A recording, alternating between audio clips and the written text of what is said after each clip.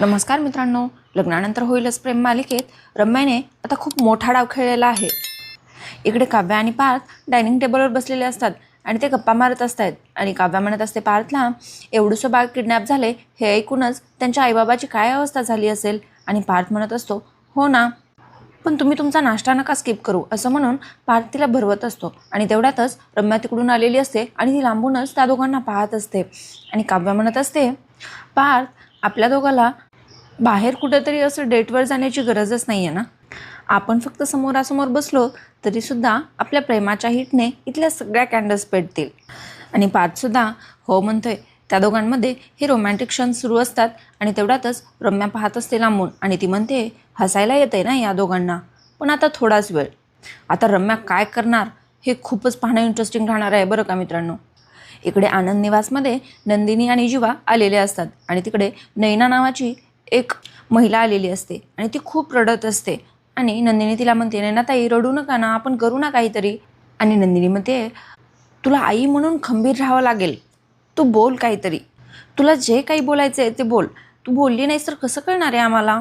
आणि जीवासुद्धा तिला म्हणत असतो, आपल्याला वेदांतला शोधायचं आहे की नाही, मग तुला सांगावं तर लागेल ना. आणि नैना काहीच बोलत नसते, ती फक्त रडत असते आणि ती म्हणते, मला माझा वेदांत हवा आहे, फक्त एवढंच बोलत असते, पुढे काही बोलतच नसते. आणि आता जीवा तिला विचारत असतो, वेदांत कसा किडनॅप झाला तू सुरुवातीपासून सांग, असं जीवा म्हणतोय. आणि नैना सांगते, वेदांत जेव्हा जन्माला आला ना तेव्हा त्याच्या बाबाची दुबईला नोकरी लागली, पण त्या पैशात आमचं काही भागत नव्हतं, त्यामुळे मी सुद्धा जॉब सुरू केला आणि आता मी सकाळी जॉबला जाते. मग जीवा म्हणतोय, मग तू वेदांतला सोबत घेऊन जाते का जॉबला. आणि नैना म्हणते, नाही, मी त्याला यशस्वी पाळणाघरात ठेवून जाते आणि संध्याकाळी आल्यानंतर त्याला पिकअप करते.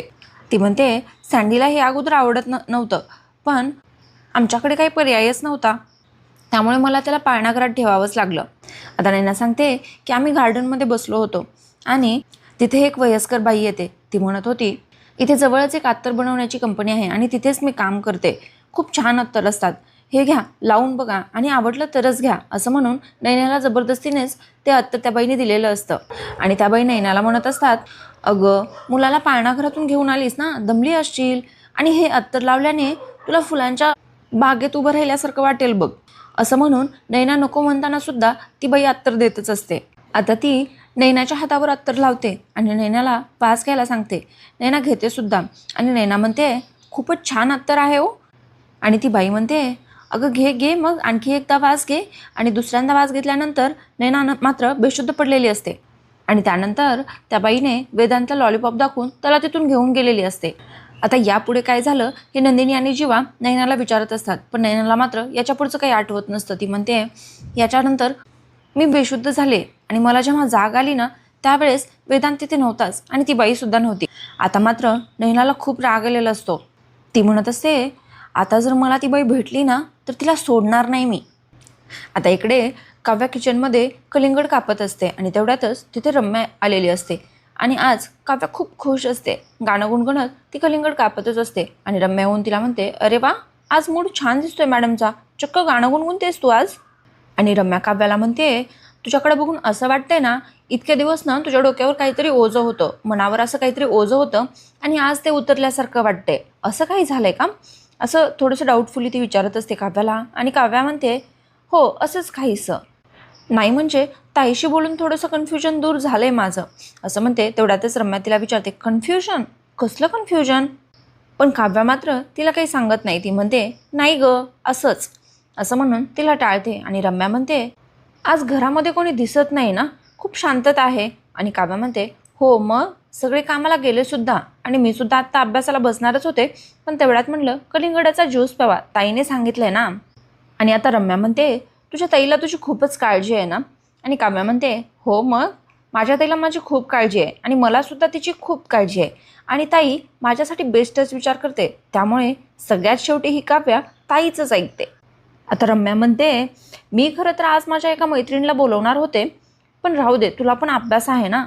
आणि काव्या म्हणते, अगं बोलव की, आपलं घर एवढं मोठं आहे, मला नाही डिस्टर्ब होणार, आणि मी एकदा अभ्यासाला बसले ना की मग मात्र मी काही खोलीतून बाहेर येत नसते, असं काव्या म्हणतच असते. तेवढ्यातच रम्या म्हणते, अगं हाच तर प्रॉब्लेम आहे, आम्ही भेटलो ना की खूप गोंधळ करतो, आणि विशेष म्हणजे तिला IAS व्हायचं होतं, त्यामुळे ती IAS होणारी मुलगी आणि तू भावी IAS, त्यामुळे म्हटलं उगाच डिस्टर्ब नको व्हायला तुला. आणि तू नाही भेटलीस तर ती रम्या म्हणतच असते. तेवढ्यातच काव्या म्हणते, एक मिनिट, IAS व्हायचं होतं म्हणजे का नाही झाली ती IAS, असं म्हणून काव्या तिला विचारत असते. पण रम्या मात्र काही सांगत नाही. ती म्हणते, अगं आम्ही खूप वर्षाने भेटणार आहेत ना आज, त्यामुळे नाही माहिती मला, आणि आज कळेल मला तिला बोलल्यानंतर. तिला तर घरातच बोलवायचं असतं मैत्रिणीला, पण ती काव्याला कन्व्हिन्स करण्यासाठी म्हणते, बरं जाऊ दे, मी कॅफेमध्ये वगैरे भेटेल तिला. पण काव्या म्हणते, नाही नको, तिला घरीच बोलवून घे, असं म्हणते. आणि हा रम्याचा डाव आता काव्याच्या मनामध्ये काय तुफान आणेल सांगता येत नाही. आता रम्या तिला नाटकीच म्हणते की मी तुला ज्यूस करून देऊ का. पण काव्या म्हणते, नाही नको, मी करते, असं म्हटल्यानंतर रम्या तिथून निघून जाते. आता इकडे आनंद निवासमध्ये नैना खूप रडत असते आणि त्यांनी अगोदरच FIR सुद्धा केलेली असते. आता नंदिनी नैनेला समजावत असते, रडू नको गं नैना, आपण FIR केली आहे ना, आणि आपण सुद्धा शोधतोय बाळाला, आणि बाळ नक्की सापडेल. पण तेवढ्यातच जीवा म्हणतोय, पण हे जर किडनॅपिंग असतं तर एव्हाना फोन यायला हवा होता समोरून. आणि नैना विचारते, आणि समोरून फोन नाही आला तर. पण नंदिनी तिला धीर देत म्हणते, अगं सापडेल नाही ना बाळ, तू नको काळजी करू, आणि मी आणि जीवासुद्धा शोधतोय ना बाळाला. आपण एक काम करूया का, आपण बाळाचा फोटो न्यूजपेपरमध्ये देऊया, आणि असं सुद्धा सांगूया की यशस्वी पाळणाघराच्या बाहेर किडनॅपिंग झाली आहे. पण नैना म्हणते, नाही नको, त्या लोकांनी मला ताकीद दिली आहे की किडनॅपिंग बाहेर झालं आहे, आमचं नाव कुठेही यायला नको. आणि जीवा म्हणतोय, ती अत्तरवाली बाई, तिला सुद्धा शोधायला हवं, मला नक्की खात्री आहे की तिनेच अत्तरामध्ये काहीतरी मिसळून नंतरच वेदांतला किडनॅप केलं असणार आहे. आणि नंदिनी परत एकदा नैनाला विचारते, तुला नक्की खात्री आहे का की बाळ तिथेच किडनॅप झाले, यशस्वी पाळणाघराच्या बाहेर.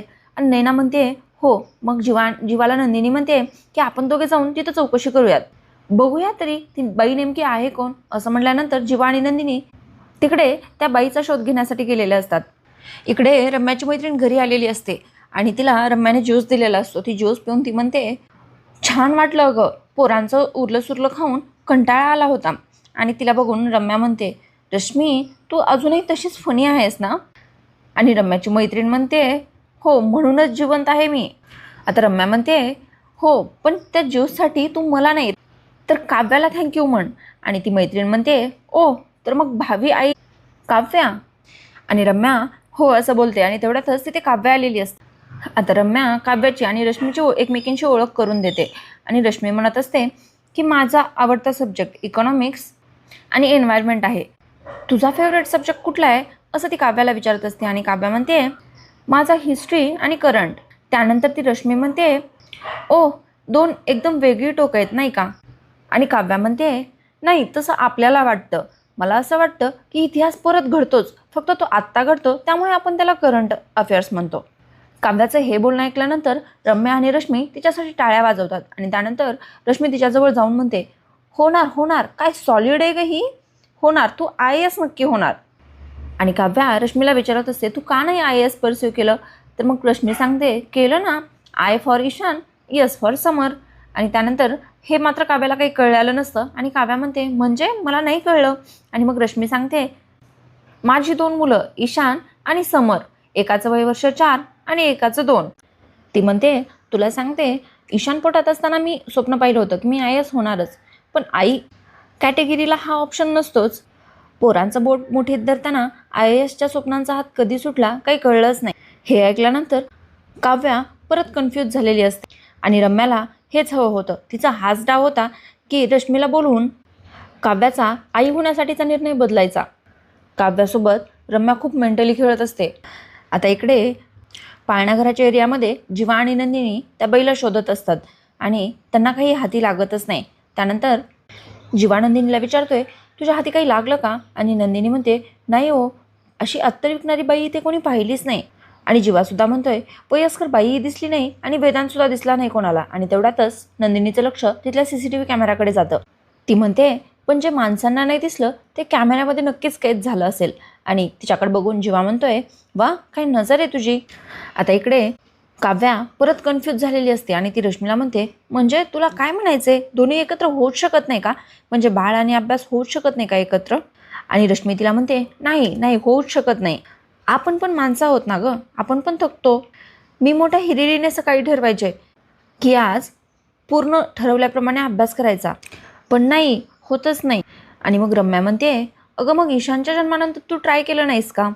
आणि रश्मी म्हणते, अगं ट्राय काय ट्राय, ते काही कपडे ट्राय करणे इतकं सोपं आहे का? तुला सांगते, मुलं लहान असतात ना तेव्हा त्यांना आई लागते, मुलं मोठी झाली की तेव्हाही त्यांना आई लागते. इनफॅक्ट मला असं वाटते की मुलांच्या आयुष्यात बायको येईपर्यंत त्यांना आईच लागते. आई कपडे दे, डबा दे, आई पोट दुखतंय. आणि रम्या म्हणते, हो ग, अगं शेवटी लहान मुलंच ते, तुझ्याकडे नाही तर कोणाकडे जाणार? आणि रश्मी म्हणते, का? बाबाकडे नाही जाऊ शकत का ते? पण नाही, बाबा घेतच नाही. आपल्याकडे ना मुलांना सांभाळणं ही आईची जबाबदारी आहे. आई पण हे असं ग्लॅमराईज केलं जातं. आणि तेवढ्यातच काव्या म्हणते, पण आपल्या आईने केलंच ना सगळं आपलं. माझ्या आईने तर 3-3 मुली वाढवल्या, असं काव्या तिला सांगतच असते. तेवढ्यातच रश्मी तिला म्हणते, अगं आय एम एक्स्ट्रीमली सॉरी बरं का, पण तुझ्या आई IAS आहे का? तुला सांगते, हाऊसवाईफ ग्रेटच असतात, पण हाऊसवाईफ होऊन मुलं सांभाळणं खूप कठीण असतं. आणि आपल्या करिअरच्या खूप वेगळ्या डिमांड्स असतात आपल्याकडनं. त्याच्यासाठी धडाडी लागते, चिकाटी लागते. स्वतःला ना झोकून करिअर करावं लागतं, तरच करिअर होतं, नाहीतर फक्त हौस होते. आणि रम्या म्हणते, माहिती नाही का, पण मला अजूनही असं वाटते की बाळ असताना सुद्धा करिअर करता येतं. आणि त्यावर रश्मी म्हणते, हो येतं की. तुला सांगते, 2-2 बाळांना जन्म देऊन सुद्धा डॉक्टर सर्जन होणाऱ्या बायका आहेतच की. पण मांडीवर बाळ घेऊन मेडिकल जर्नलचा अभ्यास करणाऱ्या किती मुली असतील? अगं मी सुद्धा आधी IAS होऊन जर ईशान झाला असता तर त्याला घेऊन कुठेही पोस्टिंगला गेले असते. पण रम्या खरं सांगते, टायमिंग चुकला. त्यानंतर काव्या तिला विचारते, तुमचे सासू सासरे वगैरे नव्हते का तुमच्यासोबत? आणि ती रश्मी म्हणते, होते ना. अगोदर म्हणायचे की तू फक्त बाळाला जन्म दे आणि बाकीचं आम्ही बघतो, पण आत्ता म्हणतात नाही राहत ग, तो तुझ्याशिवाय नाही राहत. असं सगळं म्हणून त्यांनी ईशानला माझ्यावर सोपवलं. माझ्या नवऱ्याने ब्रेक असं नाव देऊन माथेरानला फिरायला नेलं आणि माझ्या डोक्यावर दुसरं बाळ येऊन पडलं. पण आता एकाचा स्केटिंग क्लास तर दुसरा घसरगुंडीवर चढायला शिकतोय, एकाचा गिटार क्लास तर दुसरा फुलपाखरांच्या मागे फिरतोय, आणि मी दोघांच्या बॅग घेऊन त्यांच्या मागे पळते. आणि काव्या रश्मीला विचारत असते, मग या सगळ्यांमध्ये तुला तुझा स्वतःचा वेळ असं म्हणणार. तेवढ्यातच रश्मी म्हणते, स्वतःचा वेळ? अगं या सगळ्या अफवा आहेत, मिथ आहे मिथ. ती काव्याला म्हणते, तुझा फेवरेट टॉपिक करंट अफेअर्स आहे ना? अगं करंट अफेअर्स सोड, मला ना रोजची हेडलाईन जरी वाचायला भेटली ना तरी नशीब आहे. आणि आता रम्या तिला विचारते, आज बरी फ्री राहिलीस तू? आणि ती म्हणते, अगं एक जण बड्डे पार्टीला गेले आणि एक जण स्विमिंग क्लासला, त्यामुळे भेटायला येऊ शकले मी. आणि आता रम्या तिला म्हणते, बरं चल माझ्या रूममध्ये बसून बोलू आपण, आता काव्यालाही अभ्यास करायचा असेल ना. आणि त्यानंतर रश्मी काव्याला सांगते, काव्या तुला खूप ऑल द बेस्ट, पण तुला करिअर करायचं असेल ना तर खूप झोकून देऊन करायला लागेल. आणि सगळेजण म्हणतील की करिअर नंतर होईल, पण बाळपण तर नंतर होईल ना. माझ्यासारख्या करिअरमध्ये हरवलेल्या मुली तुझ्या रूपाने नवीन स्वप्न बघतील. आणि त्यानंतर त्या दोघी तिथून निघून जातात. पण आता मात्र काव्याच्या डोक्यात खूप विचार असतात, खूप कन्फ्युजन असतं. आणि इथेच रम्याचा डाव सक्सेसफुल झालेला असतो बरं का मित्रांनो. आता इकडे नंदिनी आणि जीवा CCTV पाहून आलेले असतात आणि तिथे ते नेमकंच संध्याकाळचंच फुटेज गायब झालेलं दाखवलेलं असतं. पण त्यांना खूप डाऊट आलेला असतो आणि नंदिनी आणि जीवा दोघेही म्हणत असतात, पण नेमकं संध्याकाळचंच फुटेज कसं काय डिलीट झालं? आणि जीवा म्हणतोय, कोणीतरी ना त्या वयस्कर बाईपाशी पोहोचू नये म्हणून मुद्दाम डिलीट केलंय. आणि नंदिनी म्हणते, खरे जीवा, आणि जे दिसतंय तसं नसेलही कदाचित. वयस्कर बाई एवढं प्लॅनिंग कशी करू शकते? मला तर संशय आहे पक्का की ती बाई वयस्कर नसणारच आहे. तिनं वयस्कर असल्याचं सोंग घेतलं असणार आहे. पण मध्येच ती बाई दाखवलेली आहे, म्हणजे असं थोडं सस्पेन्सने दाखवलं आहे. आणि खरंच नंदिनीचा संशय खरा ठरला आहे, ती बाई वयस्कर नाहीच आहे. आता नंदिनी जीवाला म्हणते, जीवा, लहान बाळाला वाचवण्याची संधी आपल्याला समोरून चालून आली आहे, ही संधी आपण गमवायला नको. आपण मिळून ही केस सोडवूया. मला माहिती आहे की गुंता थोडा जास्त आहे, पण आपण दोघं सोबत असल्यावर काय अवघड आहे? आणि जीवासुद्धा म्हणतोय, मी आहे तुझ्यासोबत चकाचक बाई, आपण दोघं मिळून वेदांतला शोधूयात. आणि नंदिनी म्हणते, हो, आणि त्या बाईला पण. आणि इथेच हा आजचा भाग संपलेला दाखवला आहे. आता उद्याच्या भागाच्या प्रोमोमध्ये काव्याला रम्याचा डाव लक्षात आलेला असतो आणि पार्थ काव्याला सांगतोय, आत्तापर्यंत तिने तुझा वापर केला, पण आता त्यांना दाखवून द्या की काव्या काय करू शकते. आणि काव्या म्हणते, हो दाखवून देईल, पण मला तुमची साथ हवी आहे. आणि इकडे नंदिनी आणि जीवा पाळणाघरात चौकशीसाठी गेलेले असतात आणि पाळणाघरातल्या एक बाई म्हणतायत, आमचं काम आहे बाळ आल्यानंतर सांभाळणं आणि त्याच्या घरच्या आल्यानंतर त्याला देणं. बाकी ते मूल बाहेर मरेल किंवा वाचेल त्याच्याशी आमचं काही घेणं देणं नाही. आणि हे ऐकल्यानंतर नंदिनीचा पारा खूप चढलेला असतो. आता उद्याचा भाग खूपच इंटरेस्टिंग होणार आहे बरं का मित्रांनो. रम्याचा डाव तिच्यावरच उलटणार आहे. व्हिडिओ आवडल्यास लाईक करा आणि आजचा रिव्ह्यू कसा वाटला हे कमेंटमध्ये नक्की सांगा. आणि हो मित्रांनो, चॅनलला सबस्क्राईब करायला मात्र विसरू नका. चला तर मग उद्या भेटूया.